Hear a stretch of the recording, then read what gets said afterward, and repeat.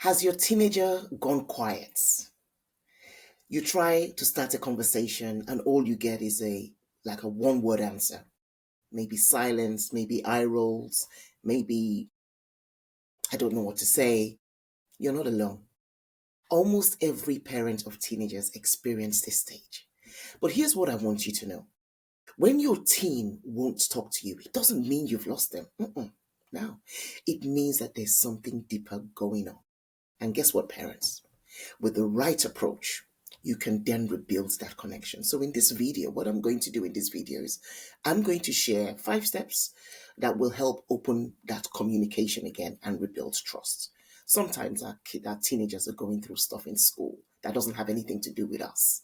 And I know that we care and we want to know. But here are 5 steps that will help us to get them to open to us and rebuild that trust. Number 1, pause and reflect before you push.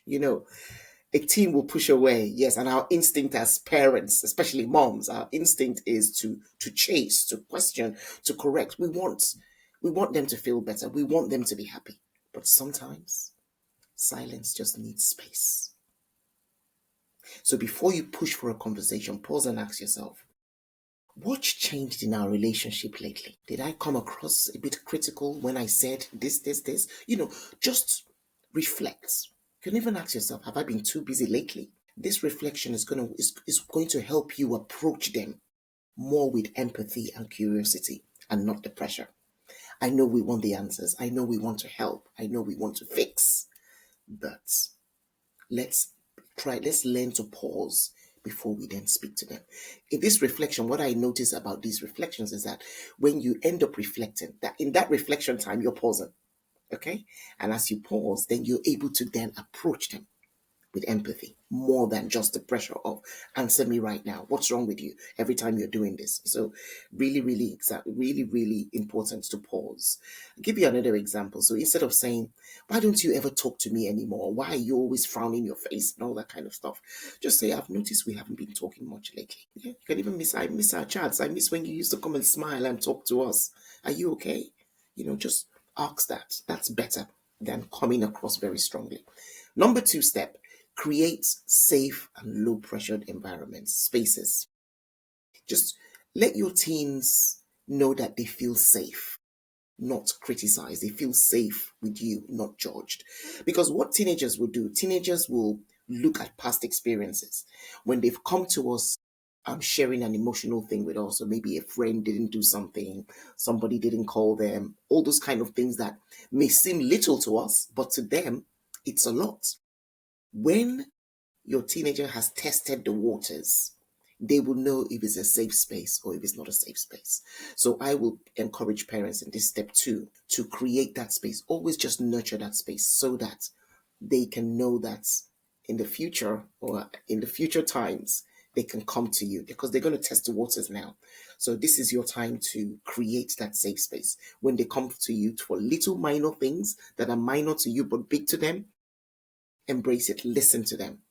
Actively listen to them. It helps because those are your what can I call it now?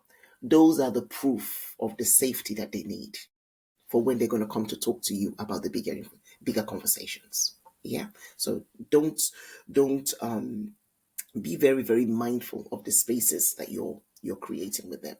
Sometimes when you are in the middle of telling off or middle of stress and stuff like that, don't come to them. If you want to talk to them in those kind of heated moments, let the moment be calm. And then what you can also do, if you want to have some bigger conversations with them, try car rides where you have no direct eye contact with them, cooking together, or maybe evening walks where you're walking side by side.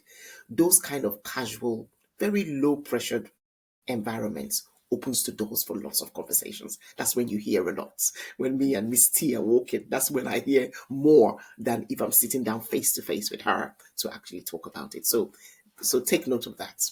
Step 3, listen without fixing. This one is huge and is a game changer. Sometimes your teenagers, they don't actually want your advice. They just want your understanding.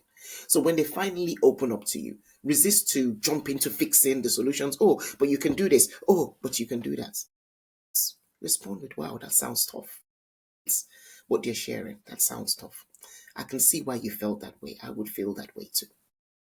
These kind of phrases are validating statements.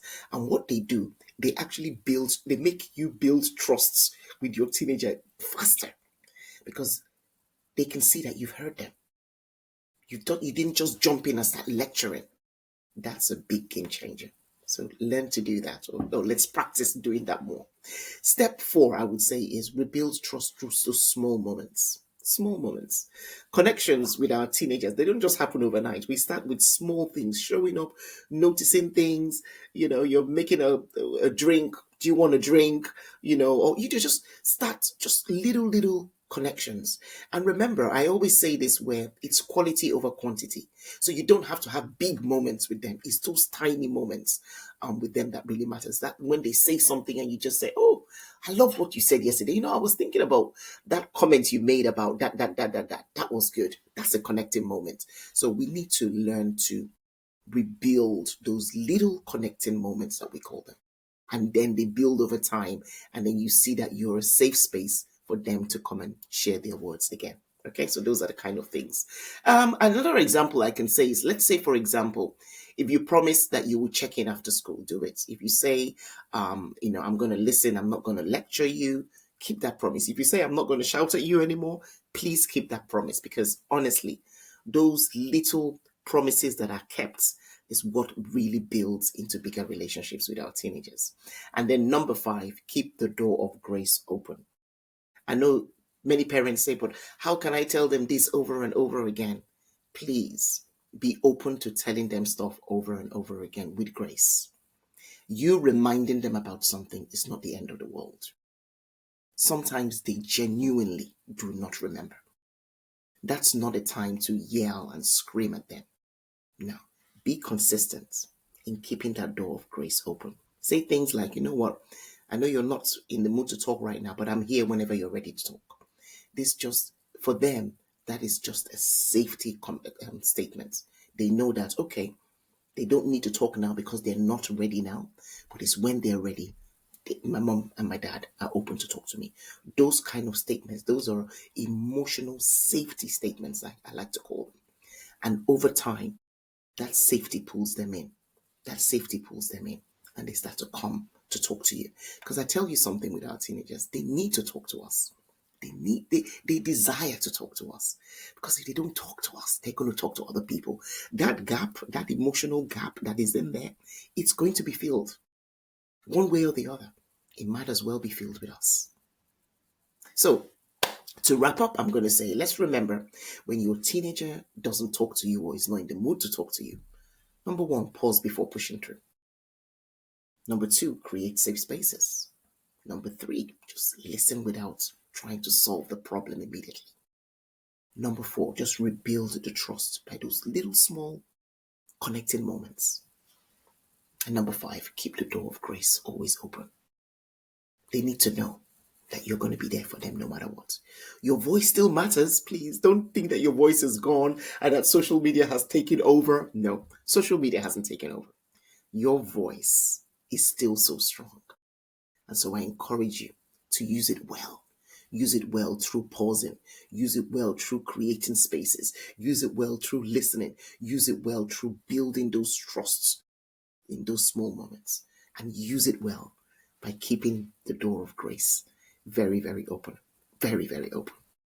Very, very open. So tell me in the comments, which of these steps are you going to try first? Because you may not do everything immediately, but which of these ones are you going to try next? And then next week, what I'm going to do, I'm going to share on how to rebuild trusts with your teen after a conflict. After a conflict, how do you rebuild trust? Because we do need to rebuild trusts. So subscribe and turn off your notifications so that you don't miss it. And remember, I am rooting for you all the way. God bless you. See you next week.